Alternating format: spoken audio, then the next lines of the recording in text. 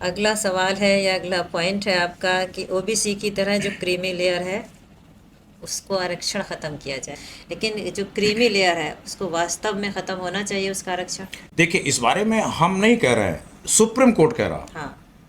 Supreme court ये कह रहा है, उसके ऑब्जर्वेशन है कि देश में, और भी संविधान पीठ ने कहा है, ये कोई डिविजनल बेंच दो जजों ने कहा, एक जज ने नहीं बोला, 5 जजेस की कॉन्स्टिट्यूशनल बेंच ने कहा है कि देश में ये आप बात दिख रही है कि जो SC ST का रिजर्वेशन कुछ मुट्ठी भर लोगों ने कब्जा कर लिया।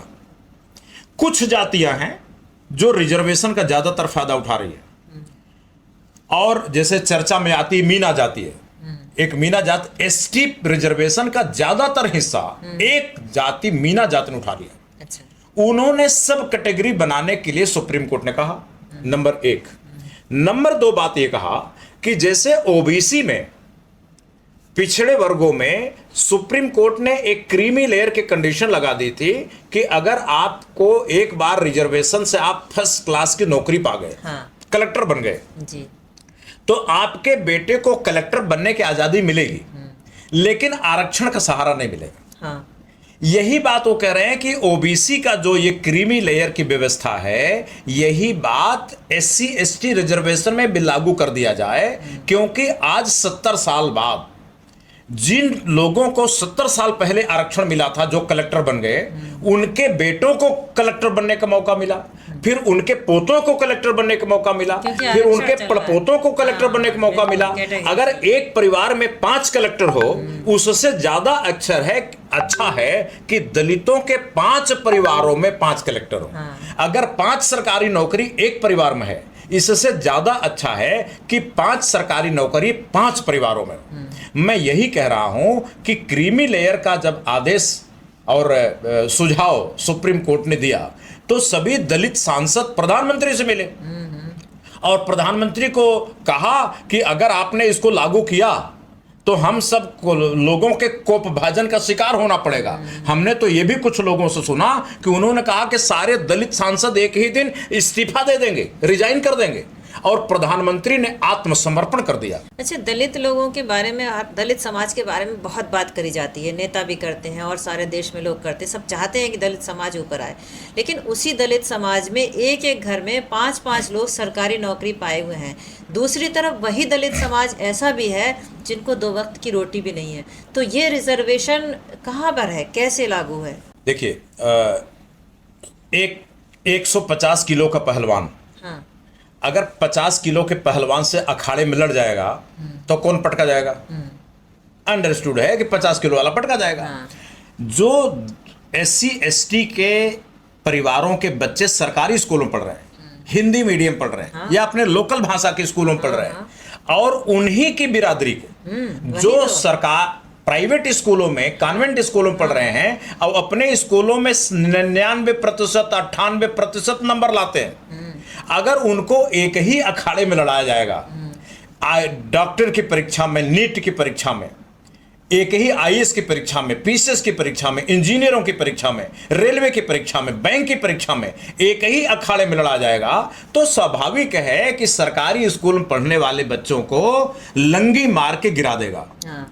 अपनी ही बिरादरी का अमीर का बच्चा। इसलिए अब ये जो लड़ाई है, ये ब्राह्मण दलित के बीच नहीं है, दलित के ही ये लड़ाई अमीर दलित और गरीब दलित के बीच में है। बिल्कुल। और अमीर दलित जो परिवार हैं, जिनको हम सामंत दलित भी कहते हैं, ये जो फ्यूडल दलित हैं, ये आरक्षण छोड़ना नहीं चाहते, ये नहीं छोड़ना चाहते। ये चाहते हैं कि मेरा सबसे बुद्धिमान बेटा कलेक्टर बन जाए, और जो कम बुद्धिमान है वो PCS बन जाए, और जो और कम बुद्धिमान है वो क्लर्क बन जाए, और जो महामूर्ख है वो चपरासी बन जाए। लेकिन मतलब वो चपरासी की भी नौकरी छोड़ना नहीं चाहते। उन्होंने पूरे देश के दलित समाज को गुमराह किया है, झूठ बोला है। ये कहते हैं कि अगर ये क्रीमी लेयर लागू हुआ, सुप्रीम कोर्ट का आदेश लागू हुआ, तो क्या होगा कि जो दलितों के आरक्षण के लिए रिजर्व कुर्सियां हैं वो खाली रह जाएंगी, और उस पर ब्राह्मण कब्जा कर लेगा, सवर्ण कब्जा कर लेगा, ठाकुर कब्जा कर लेगा, बनिया कब्जा कर लेगा। ऐसा तर्क देते हैं। ये सरासर झूठ है। आपको बताऊं कि कौन सी 4th क्लास की कुर्सी खाली रह रही है, हाँ। कौन सी चपरासी के आरक्षण में चपरासी को कुर्सी निकली और खाली रह गई। एक बात और, जब आरक्षण की बात चल रही है, दलित को एक गरीब मान के उसको आरक्षण दिया गया कि वो पिछड़ा है। जनरल में भी तो लोग, सामान्य जाति में भी तो लोग ऐसे हैं जो आर्थिक स्थिति से गुजर रहे हैं, उनको आरक्षण तो छोड़िए, उनकी तो वैकेंसी ही नहीं है। नहीं, उनको 10% आरक्षण दिया गया है। हाँ। लेकिन मैं पहले आपको पहला विषय निपटा लूं, फिर दूसरे पे आता हूं, क्योंकि अभी जो एक अफवाह फैलाई गई है, जो अमीर दलित हैं वो गरीब दलितों की पीठ में छुरा घोंप रहे हैं। जब वोट लेना होता है तो कहते तुम मेरे भाई हो, तुम मेरे परिवार को हो, तुम मेरे जाति को हो, हम एक रहें और हमें वोट दो, मैं एमपी बनूंगा, मैं एमएलए बनूंगा, क्योंकि मैं फॉर्च्यूनर वाला हूं, मैं हेलीकॉप्टर वाला हूं, तो मुझे वोट दो। और जब उन्हीं हमारी बिरा जिनको हम वोट ले रहे हैं उनके बेटे को चपरासी की नौकरी देनी पड़ती है तो छाती पर सांप लौट रहा है। तब कहते हैं नहीं नहीं, उनको गुमराह करें, नहीं, तुम क्रीमी लेयर की मत मांगो, तो उससे सवर्ण लोगों को नौकरियां मिल जाएंगी। मैं कहता हूं कि वो बताए, ऐसी दावा करने वाला एक भी आदमी, एक भी दलित नेता, दलित चिंतक, कोई भी व्यक्ति बताए कि चपरासी की कितनी 4th क्लास की नौकरियां खाली रह गई, वो भरी नहीं गई। चलो तीसरे ग्रेड पाओ, 3rd ग्रेड की कौन से कलर की कुर्सियां खाली रह गई, मैं दूसरे पाता हूं कौन सी पीसेस की कुर्सियां खाली रह गई। ये जो कुर्सियां खाली रह रही हैं वो विशेष टेक्निकल जो वैकेंसीज हैं, मान लो स्पेस सेंटर है, आकाश में जो स्पेस साइंस है, या फिर परमाणु भाभा अणुशक्ति परमाणु संस्थान में टेक्निकल जो पोस्ट है, प्रोफेसरों की पोस्ट है, जो कुल आरक्षण की कुर्सियों का 5% भी नहीं होती। तो मैं ये कह रहा हूं कि भाई ये जो टेक्निकल है और जो सिविलियन है, जहां जहां खाली नहीं रह रही कुर्सियां वहां पर क्रीमी लेयर लागू कर दो। 4th क्लास में क्रीमी लेयर लागू कर दो, 3rd क्लास की नौकरियों में, क्लर्कों में क्रीमी लेयर लागू कर दो, और पीसीएस में भी लागू कर दो। जो टेक्निकल हैं, जहां नहीं मिल रहे हैं, उन पर क्रीमी लेयर लागू ना करो। तो मैं कहता हूं 1st क्लास की नौकरियों को छोड़ के बाकी सब में क्रीमी लेयर लागू कर दो। अपनी कौम को इतना धोखा मत दो, उनके पीठ में छुरा मत घोपो, उनको गुमराह मत करो। और इसके लिए मैं कहता हूं कि अगर दलित समाज के अमीर लोग ये बात ना माने तो जो सवर्ण समाज के लोग हैं और जो ओबीसी समाज के लोग हैं, उनके 2 पड़ोसी हैं, इन लोगों को हाथ मिला लेना चाहिए। इनको न्याय देने के लिए 97% आदमी जो दलित समाज का है, SC ST का है, वो आरक्षण ना पाने के लिए आरक्षित हो गया है। क्योंकि कलेक्टर का बेटा ही कलेक्टर बनता रहेगा, डॉक्टर का बेटा ही डॉक्टर बनता रहेगा, इंजीनियर का बेटा ही इंजीनियर बनता रहेगा। अब ये क्या कहेंगे तुर्रा इस बात का कि आरक्षण तो जाति को मिला है, गरीब को थोड़ा मिला है। अरे भाई, अब तुम्हारी बिरादरी का अगर गरीब आदमी कलेक्टर बन जाएगा तो क्या ब्राह्मण है? परेशानी बिल्कुल। मतलब अगर दलित बिरादरी का अमीर आदमी कलेक्टर बनेगा तब तो वो दलित है, और अगर दलित बिरादरी का गरीब आदमी आरक्षण पाया गया तो वो ब्राह्मण कैसे हो जाएगा? वो भी तो दलित रहेगा ना। रिप्रेजेंटेशन तो तुम्हारी बिरादरी का होगा, तुम्हारे वर्ग का होगा। क्रीमी लेयर वाले आरक्षण की बात थी तो बड़ा उधम कटा था। इसका मतलब सही मैसेज कन्वे आम जनता तक नहीं हुआ। मैं कहता हूं कि ये देश गजब का है। देश में संपन्न लोग, वो चाहे दलितों के हों, वो चाहे ओबीसी के हों, वो चाहे सवर्णों के हों, ये संपन्न लोग झूठ फैला देते हैं और पूरा देश मान लेता है। ये और जो विपन्न लोग हैं, लोअर मिडिल क्लास, जिनकी संख्या 97% में कहता हूं, उन बेचारों की कोई आवाज नहीं है। आज इतने बड़े मीडिया के बवंडर में भी उनकी आवाज के लिए कोई चैनल नहीं है, कुछ भी नहीं है। सब लोग झूठ का प्रचार कर रहे हैं, जैसे कि कहा कि वैकेंसियां खाली रह जाएंगी। ये इससे बड़ा कोई झूठ नहीं है। कोई आंकड़ा दे। हाँ, सही बात। ये आंकड़े क्यों नहीं देते हो? अगर आप पास इतना ज्ञान है तो बताओ किस साल में कितनी वैकेंसी खाली रह गई, और आरक्षण किस साल में कितनी कुर्सियां आरक्षण के लिए निकली थी। तो प्रतिशत बताओ कि कितने प्रतिशत नौकरियां दूसरे सवर्णों को नॉट फाउंड सुटेबल में NFS में दे दी गई। आंकड़े दो ना, प्रतिशत बताओ ना कितना है। अपनी कौम जिसने तुम्हारे लिए समर्पण किया, जिसने तुम्हें वोट दिया, तुम्हारा साथ दिया, तुम्हें इस लायक बनाया, तुम्हें इतना अहमियत दी, तुम्हें इतनी इज्जत दी, तुमको धनवान बनाया, कम से कम उसके पीठ में छुरा तो मत घोपो।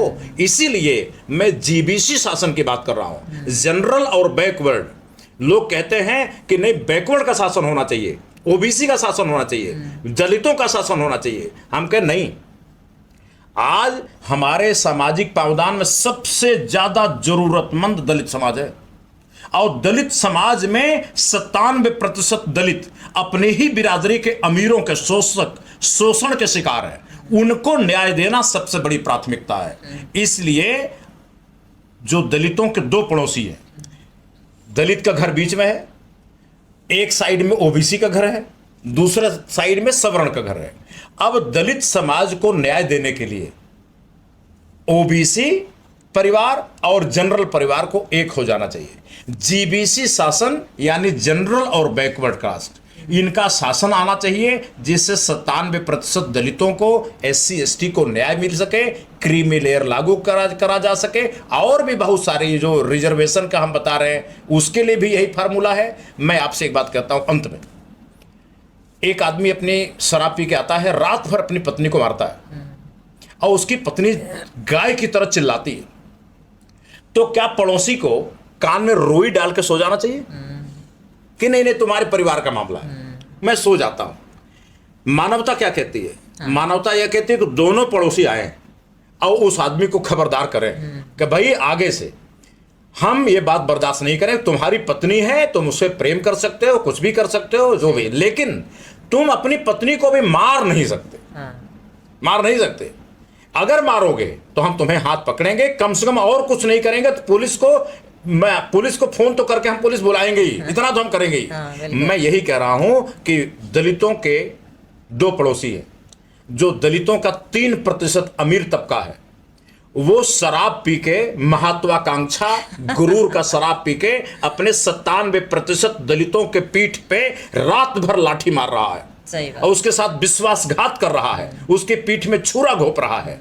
तो ये जो पड़ोसी हैं, ये जो ओबीसी है एक पड़ोसी और जनरल सवर्ण दूसरे पड़ोसी, इन दोनों को मिलकर के हाथ मिला लेना चाहिए और सेंटर में, स्टेट में अपनी सरकार बनाना चाहिए, जीबीसी शासन, और दलित 97% लोगों को, दलितों को न्याय देना चाहिए। तो हमारे व्यूअर्स ने सुना कि आपकी जो बातें हैं वो आम जनता के पहले समझ में आना चाहिए, जिस तरह से आपने अलग अलग मुद्दों पर बात की है, और उम्मीद करते हैं कि आपकी आवाज़ सरकार तक पहुंचेगी, संविधान तक, संसद तक, सारी बातें आपकी पहुंचेंगी और कुछ ना कुछ परिवर्तन देश में ज़रूर आएगा। बहुत बहुत शुक्रिया, धन्यवाद।